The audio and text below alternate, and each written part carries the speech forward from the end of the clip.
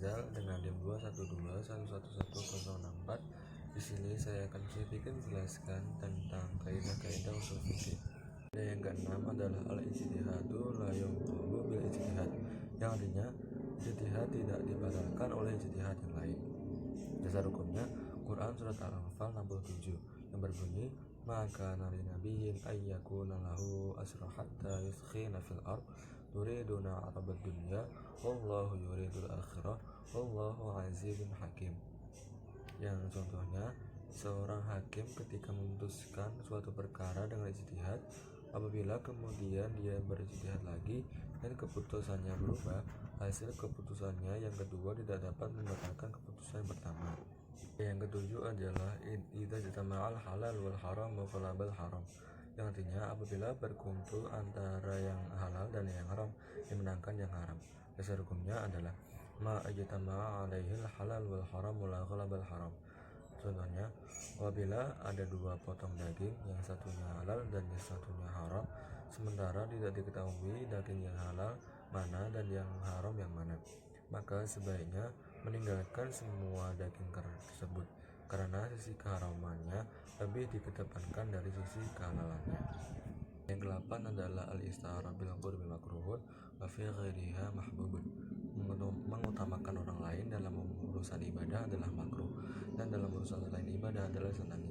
Dasar hukumnya di sifat Muslim la ta'lamuna wa ya'lamuna ma fi shaffi wal muqaddami lakana semu'ah. Contohnya, yang makruh adalah seorang makmum memberikan sholat pertama pada orang lain. Yang kedua, seseorang memberi air wudhu ke orang lain saat kekurangan air sehingga ia tidak bisa berwudhu. Yang terpuji adalah mendahulukan orang lain dalam menerima zakat. Yang kedua, mendahulukan orang lain dalam kesempatan kerja. Kaidah yang ke-9 adalah at-tabi'u tabi'un, yang artinya pengikut itu adalah mengikuti. Dasar hukumnya di surat Abu Dawud dan At-Tirmizi yang bunyinya zakatul janaini zakata ummihi. Contohnya yaitu pertama, makmum harus mengikuti imam dalam mengerjakan sholat dan tidak boleh mendahului imam. Yang kedua, jual beli tanah, apapun yang ada di atas atau yang terpendam ikut terjual kecuali diadakan akad tersendiri. Kaidah yang ke-10 adalah tasurruful imami 'ala ra'iyati manutun bil maslahah, yang artinya tasarruf atau tindakan imam terhadap rakyat harus dihubungkan dengan kemaslahatan. Dasar hukumnya Quran surat Asy-Syura ayat 38. Walladzina stajabu lirabbihim wa aqamus sholata wa amaruhum syura bainahum wa mimma razaqnahum yunfiqun. Contohnya, soal pembagian zakat, seorang imam atau pemimpin yang masih dalam keadaan mampu tidak boleh mengutamakan dirinya dalam menerima zakat daripada zakat yang notabene lebih membutuhkan. Kaidah yang ke-11 adalah al-hududu tasaqqudu bisyubhati, yang artinya hukuman-hukuman itu gugur karena syubhat. Dasar hukumnya idra'ul hudud bisyubhati, yang artinya hindarilah hukuman-hukuman karena adanya syubhat. Contohnya, minuman miras dengan tujuan menyembuhkan penyakit kronis, karena ada sebagian ulama memperbolehkan meminum miras dalam kondisi demikian. Menurut hukum yang masih berlaku pada masa khilafah, hukum had tidak dapat ditegakkan. Kaidah yang ke-12 adalah al-hurru la yadkhulu tahtal yadi, yang artinya orang yang merdeka itu tidak masuk dalam kekuasaan. Dalil hukumnya yaitu qulillahumma malikul mulki tu'til mulka man tasya wa tanzi'ul mulka mimman tasya wa tu'izzu man tasya wa tudhillu man tasya biyadikal khair innaka ala kulli syai'in qadir. Contohnya, seandainya mengurung orang merdeka dengan melakukannya dengan baik, kemudian ia mati tertimpa tembok yang roboh, maka tidak wajib membayar ganti ruginya. Kaidah yang ke-13 adalah al-harimu lahu hukmu ma huwa harimu lahu, yang artinya yang mengelilingi larangan hukumnya sama dengan yang dikelilingi. Dasar hukumnya adalah sebagaimana sabda Nabi Muhammad SAW, apabila seorang hakim berijtihad dengan benar, maka ia memperoleh 2 pahala, sedangkan apabila ijtihadnya tidak tepat, maka memperoleh 1 pahala. Contohnya, wajib membasuh bagian dari kepala yang membatasi bagian wajah ketika membasuh wajah, karena sebagaimana hukum membasuh muka adalah wajib, maka wajib pula membasuh batasan muka walau sudah termasuk merupakan bagian kepala.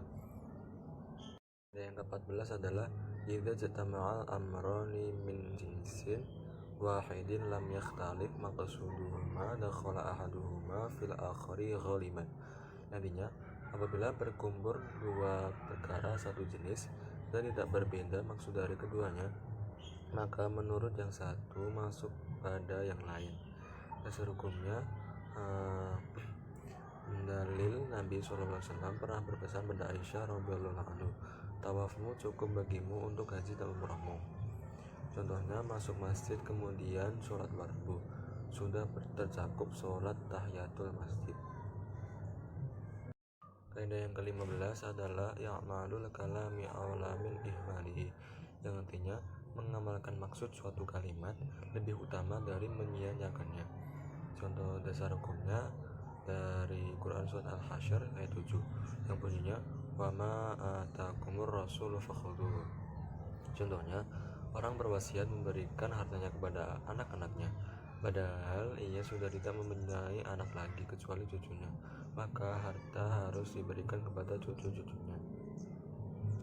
Kaidah yang ke-16 adalah al-kharaju bidhaman, yang pengertiannya adalah barang siapa yang memperoleh manfaat dari sesuatu yang dimanfaatkannya, maka ia harus bertanggung jawab atas boror atau hukmu serta doman yang akan terjadi.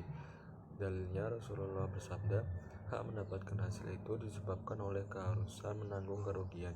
Contohnya, seekor binatang dikembalikan oleh pembelinya dengan alasan cacat.